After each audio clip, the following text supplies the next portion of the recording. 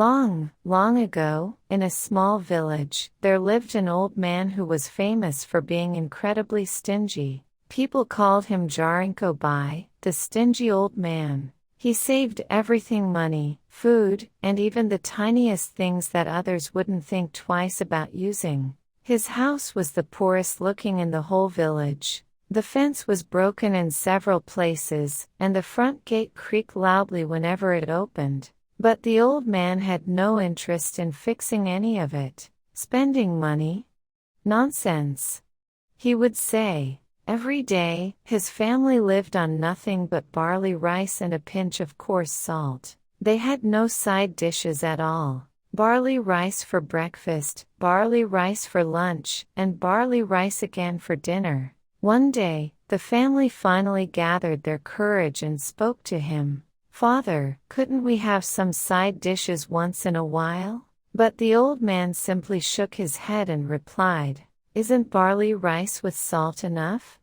We're living just fine with this." And so, the unusual story of Jarinko-bi and his family quietly began. Day after day, the family ate nothing but the same barley rice and coarse salt. Little by little, they began to lose their strength. One day, unable to hold it in any longer, they spoke to the old man. "Father, eating only barley rice and salt every day is making us too weak." "That's right," his wife added gently. "If we could just taste some meat soup even once, I'd have no other wish." Hearing their desperate voices, the old man stroked his chin and fell into deep thought. After a moment, he finally spoke. "Well, meat soup is nothing. I'll let you eat as much as you like." The family was shocked. They looked at one another in disbelief. Could the stingy Jarinko-bi really be making the meat soup?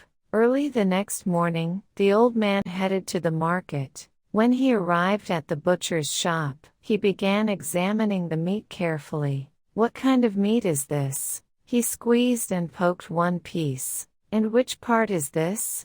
He squeezed and poked another. For a long time, he touched all kinds of meat until his hands were covered in grease. But in the end, he didn't buy a single piece. When he returned home, he called out to his family, "Children, bring me a bucket of water."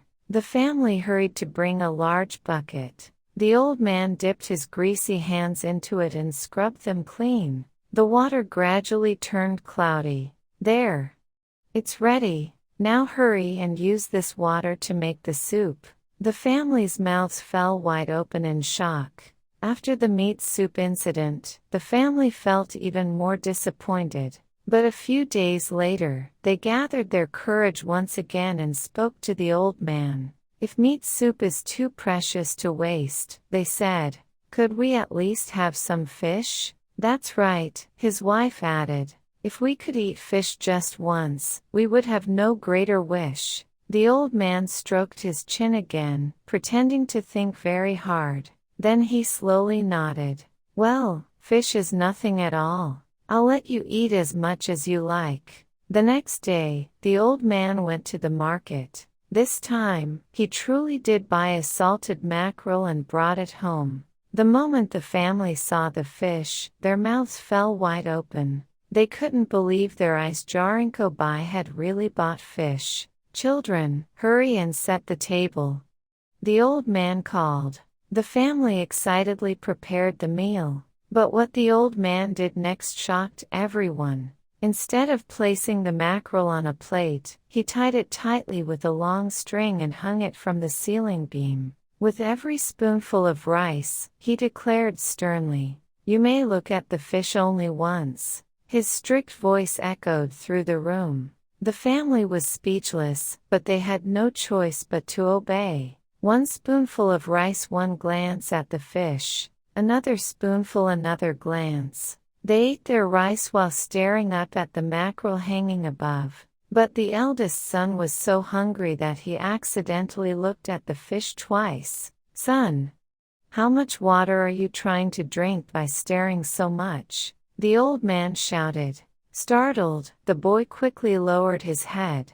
And once again, the family filled their stomachs with nothing but barley rice. One bright afternoon, the old man was slowly strolling around the backyard with his hands clasped behind his back. He was looking around carefully when suddenly, he spotted something unusual. A fly was sneaking through the lid of the soybean paste jar. The old man crept closer and peeked inside. The fly was happily licking the precious soybean paste, sip by sip. The old man's face turned red with anger. "You little thief!" Startled by his shout, the fly zoomed out of the jar and flew toward the yard. But the old man couldn't let it go. There was no way he would forgive a fly for stealing his precious soybean paste. "Catch it! Catch that thieving fly!" The old man ran wildly after it. The fly soared over the fence into the field, and the old man jumped right after it. Across the field, over the hill, and all the way to the stream. He chased the fly with every ounce of his strength. At last, he saw his chance. The fly landed on a blade of grass to rest for a moment. The old man stretched out both arms and leapt forward. "I got you." Inside his clenched hands, the fly's wings trembled in fear. "You dare steal my soybean paste." Holding the fly tightly with one hand, he quickly tore off a cabbage leaf with the other. Carefully, he scraped every last bit of soybean paste off the fly's tiny legs and bottom. Not a single drop could go to waste. When he was done, he released the fly and walked home with a satisfied look on his face. His clothes were completely soaked with sweat. Many years passed. The old man continued to live his life saving and saving, never using even a single coin or a single grain of rice carelessly. The villagers often shook their heads when they saw him, but the old man didn't mind at all. He simply lived the way he always believed was right.